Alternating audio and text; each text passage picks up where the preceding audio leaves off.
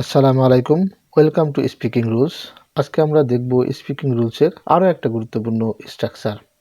আমরা আজকে দেখব ইউজ টু এর ব্যবহার। ইউজ টু এর আমরা ব্যবহারটা অনেক ব্যাপক পরিসরে করে থাকি। তো প্রথমে দেখি যে আমরা ইউজ টু বাক্যগুলোকে কোন ধরনের বাংলা বাক্যে ক্ষেত্রে ব্যবহার করব। যেমন বাংলা বাক্যের শেষে ত যেমন যেত, তাম যেমন করতাম, তেন যেমন খেলতেন ইত্যাদি অতীত অভ্যাস বা অভ্যস্ত বোঝাতে ইউজ টু ব্যবহার করা হয়। আমরা যদি কিছু বাংলা বাক্য দেখি, যেমন আমি আমেরিকায় বাস করতাম, আমি আমেরিকায় বাস করতাম, আমি গরুর মাংস পছন্দ করতাম, আমি গরুর মাংস পছন্দ করতাম, সে পায়ে হেঁটে স্কুলে যেত, সে পায়ে হেঁটে স্কুলে যেত, আমি ক্রিকেট খেলতাম, আমি ক্রিকেট খেলতাম, তামিম ফুটবল খেলতেন, তামিম ফুটবল খেলতেন, আমার মা পবিত্র কোরআন তেলাওয়াত করতেন, আমার পবিত্র কোরআন তেলাওয়াত করতেন। এখানে একটা জিনিস যে করতাম, যেত, খেলতাম, খেলতেন, করতেন, এই শব্দগুলা কিছুটা সবগুলা শব্দই কিন্তু অতীত অভ্যাস বোঝাচ্ছে, হয়তো অভ্যাসটা এখন আর নাই। তো সেক্ষেত্রে আমরা এ ধরনের বাক্যগুলাকে ট্রান্সলেট করতে কোন ফর্মুলা ব্যবহার করব।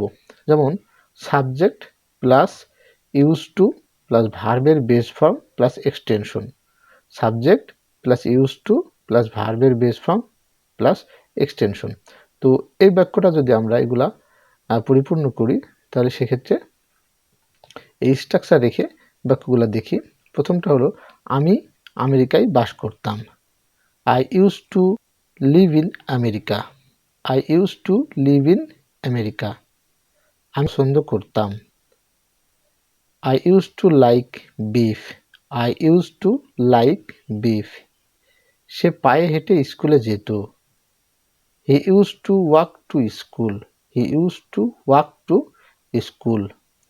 আমি ক্রিকেট খেলতাম, I use to play cricket, I use to play cricket. Tamim football খেলতেন, Tamim use to play football, Tamim use to play football. আমার মা পবিত্র কোরআন তেলাওয়াত করতেন, my mother use to recite the holy Quran, my mother use to recite the holy Quran. তো আমরা এই ধরনের subject plus use to plus ভার্বের বেস ফর্ম দিয়ে এই ধরনের বাক্যগুলো তৈরি করলাম। আমরা ইউজ টুকে আরও একটা বাক্য ব্যবহার দেখি। যেমন বাংলা বাক্যের শেষে অভ্যস্ত শব্দটি থাকলে ইউজ টু ব্যবহার করা হয়। স্ট্রাকচারটাকে দেখি, যেমন subject plus am is are plus ভার্বের সাথে আইএনজি। এমন হতে পারে যেমন আমি ক্রিকেট খেলতে অভ্যস্ত, এখানে শব্দটা হলো অভ্যস্ত। যে বাক্যের শেষে অভ্যস্ত শব্দটা থাকে সেই ধরনের বাক্যগুলো আমরা সাবজেক্টের পরে বি ভার্ব যেন এম ইজ আর ব্যবহার করে তারপরে ভার্বের সাথে আইএনজি ব্যবহার করে ট্রান্সলেট করব। আমি একটু প্লেয়িং ক্রিকেট, বা আমি ক্রিকেট খেলতে অভ্যস্ত, আমি ক্রিকেট খেলতে অভ্যস্ত, I am use to playing cricket, মানে সেটা হয়তো আমি এখনো ক্রিকেট খেলছি। বাচ্চারা লাফালাফিতে অভ্যস্ত, children are use to jumping, children are use to jumping. তো অতীত অভ্যস্ত বোঝাতে আমরা আগেটাই দেখেছি, এটা হলো হতে পারে যে সে রানিং অভ্যস্ত, আমরা এখনও খেলছি। যেমন ক্রিকেট বা ফুটবল দুইটা হতে পারে, কিন্তু আমি ক্রিকেট খেলতে অভ্যস্ত, যার জন্য I am use to playing cricket. এই ধরনের বাক্যগুলো আমরা সাবজেক্টের পরে বি ভার্ব প্লাস ভার্বের সাথে আইএনজি। তো আমরা আরও একটা যদি ইউজ টু এর ব্যবহার দেখি, যেমন বাংলা বাক্যের শেষে অভ্যস্ত ছিলাম, অভ্যস্ত ছিলাম যে বাক্যে থাকবে সেটাকে আমরা ইউজ টু ব্যবহার করব। সেক্ষেত্রে সাবজেক্টের সাথে ওয়াজ ওয়্যার প্লাস ভার্বের সাথে আইএনজি প্লাস এক্সটেনশন। যেমন আমি ক্রিকেট খেলতে অভ্যস্ত ছিলাম, এক্ষেত্রে সহজে বোঝা যাচ্ছে আমরা আগে ক্রিকেট খেলতে অভ্যস্ত ছিলাম, ক্রিকেট হয়তো আমরা এখন খেলি না। সেই বাক্যটা তৈরি করব, I was use to playing cricket.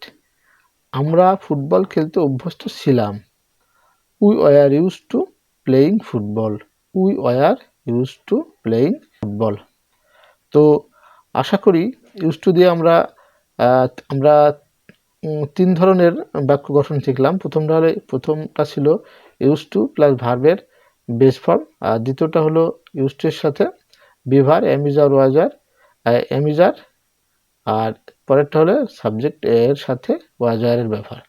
তো আশা করি আজকের লেসনটা ইউজ টু দিয়ে অনেক বাক্য আমরা প্রতিদিনই ব্যবহার করে থাকি। আর আজকের লেসনটা অনেক উপকারে আসবে এবং আপনারাও ইউজ টু দিয়ে বাক্য গঠন করবেন এবং অবশ্যই কমেন্ট বক্সে জানাবেন। আর লেসনটা ভালো লাগলে অবশ্যই লাইক দেবেন এবং এ ধরনের লেসন পাওয়ার জন্য বা সাথে রাখার জন্য অবশ্যই চ্যানেলটাকে সাবস্ক্রাইব করবেন। তো ধন্যবাদ। দেখা হবে পরবর্তীতে নতুন কোনো স্ট্রাকচার নিয়ে, নতুন কোনো স্পিকিং রুলস নিয়ে। আল্লাহ হাফেজ।